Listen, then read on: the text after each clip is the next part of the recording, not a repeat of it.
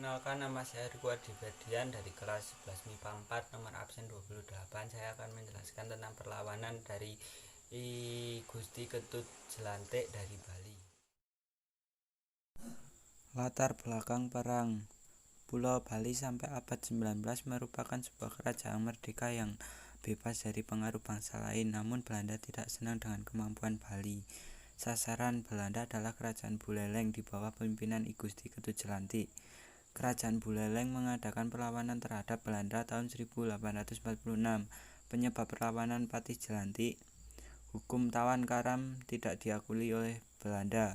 Belanda memaksa raja-raja Bali untuk mengakui kedaulatannya. Belanda ingin memonopoli perdagangan. Pertempuran berlangsung pada tahun 1846 sampai 1849 dengan kekalahan di pihak Buleleng. Akibatnya hukum tawan karang dihapus dan Belanda berhasil menguasai perdagangan di Bali. Tokoh di balik revolusi Indonesia. 1. Ir. Soekarno atau Bung Karno. Beliau lahir di Blitar pada tanggal 6 Juni 1901. Beliau adalah salah satu tokoh yang berjasa dalam proses kemerdekaan Indonesia. Bung Karno adalah presiden pertama Indonesia yang juga menandatangani dan membacakan teks proklamasi atas nama bangsa Indonesia. 2. Drs. Muhammad Hatta atau Bung Hatta. Bung Hatta lahir di Bukit Tinggi, Sumatera Barat pada tanggal 12 Agustus 1902. Tokoh ini merupakan wakil presiden pertama Indonesia yang juga ikut menandatangani teks proklamasi. Beliau juga dikenal sebagai Bapak Koperasi Indonesia. Jalannya peperangan I Gusti Ketut Jelantik Patih Kerajaan Buleleng melanjutkan perlawanan. Pusat perlawanan ditempatkannya di wilayah Buleleng Timur, yakni di sebuah desa yang bernama Desa Jagaraga. Secara geografis, desa ini berada di tempat ketinggian di lereng sebuah perbukitan dengan jurang di kanan kirinya.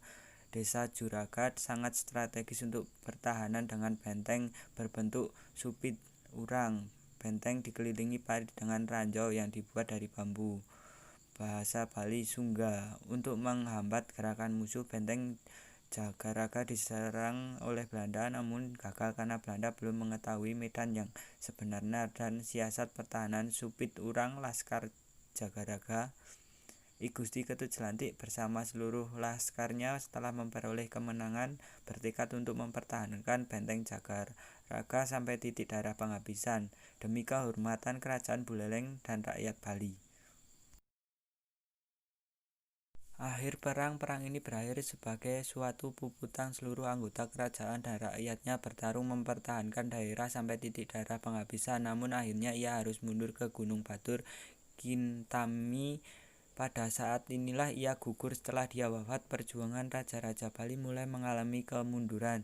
Seluruh Bali dapat dikuasai dengan mudah, hanya Bali Selatan saja yang masih melakukan perlawanan.